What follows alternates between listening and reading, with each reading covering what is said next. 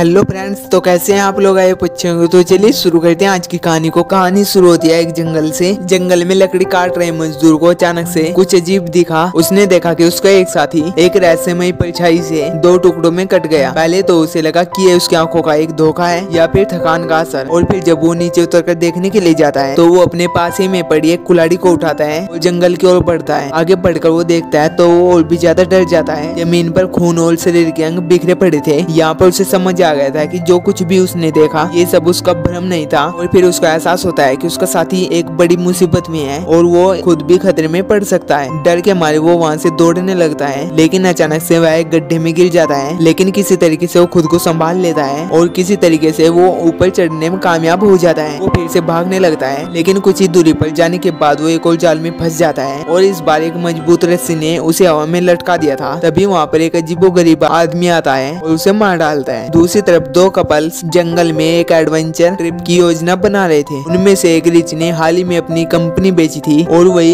इस सफर का पूरा खर्च उठा रहा था। लेकिन उसका दोस्त अजय ये सोच रहा था कि रिची सिर्फ अपनी अमीर दिखाने की कोशिश कर रहा है। अजय की गर्लफ्रेंड जैस्मिन उसे समझाती है कि किसी और के पैसे से घूमने में कोई भी दिक्कत नहीं होनी चाहिए। अगले दिन वे सभी एक जंगल में जाते हैं और एक गाइड के साथ में अपना सफर शुरू करते हैं। गाइड उन्हें बताता है कि यह जंगल बहुत ही खतरनाक है और इस जंगल से जुड़ी हुई कई रहस्यमयी कहानियां भी है। और एक कहानी के अनुसार बहुत साल पहले यहाँ पर एक खोजी दल आया था, लेकिन वे लोग यहाँ से कभी भी वापस नहीं लौटे। कुछ साल बाद उनके सामान इसी जंगल में मिले जिनमें कि इंसानी हड्डियों के निशान थे। बात को सुनकर माया गाइड से पूछता है कि क्या इस जंगल में अब भी खतरा है। तो गाइड जवाब देता है कि अगर वे आदिवासी इस क्षेत्र में नहीं गए तो कोई भी दिक्कत नहीं होगी। लेकिन हाल ही के वर्षों में जंगल की कटाई के कारण आदिवासी इलाकों का दायरा सिमट गया है, जिससे कि वे भूखे मरने की कगार पर है। इसी बीच दो बाइकर भी जंगल की ओर बढ़ रहे थे, जो कि सोशल मीडिया पर लाइव थे, लेकिन बहुत ही कम लोग उन्हें देख रहे थे। लेकिन अचानक से उन्हें एक डू नॉट एंटर का बोर्ड दिखता है, जिसे कि नजरअंदाज करके वे बाइक से आगे बढ़ जाते हैं। और फिर कुछ ही देर बाद एक रस्सी से एक बाइकर का गला कट जाता है और लड़की भी अपनी बाइक से गिर जाती है और डर के मारे वह एक गुफा में जाकर छिप जाती है और वो बचने का तरीका ढूंढने लगती है। तभी उसके सामने एक टूटा हुआ हेलमेट लुढ़कता हुआ गिरता है और जैसे जैसे शाम ढलने लगी गाइड को एहसास होता है कि माया को जंगल में रहने वाले आदिवासियों की कहानी में काफी दिलचस्पी है। गाइड उसके पास बैठकर उसे कहानी सुनाने लगा। वो उससे कहता है कि ये आदिवासी अपने शिकार को पकड़ते ही तुरंत ही नहीं मारते, वे पहले उनके पैरों पर वार करते हैं जिससे कि वे भाग न सके। फिर वे उन्हें छोड़ देते हैं ताकि उनके बच्चे उन्हें पकड़ने का अभ्यास कर सके और शिकार करना भी सीख सके। तभी अचानक से जे वहाँ पर आ जाता है और गाइड की बातों को बीच में रोक देता है। वो देखता है कि उसकी गर्लफ्रेंड गाइड के साथ में बहुत ही हंस रही थी, जिससे कि वो थोड़ा चिढ़ जाता है और फिर सभी लोग अपने अपने तंबू में सोने के लिए चले जाते हैं। लेकिन रात के बीच में अजय रिची की गर्लफ्रेंड के साथ छुपकर मिलता है, जिससे कि साफ हो गया कि उनके रिश्ते बहुत ही उलझे हुए थे। अगली सुबह जब वे उठते हैं तो वे देखते हैं कि रिची गायब है और गाइड की नाव भी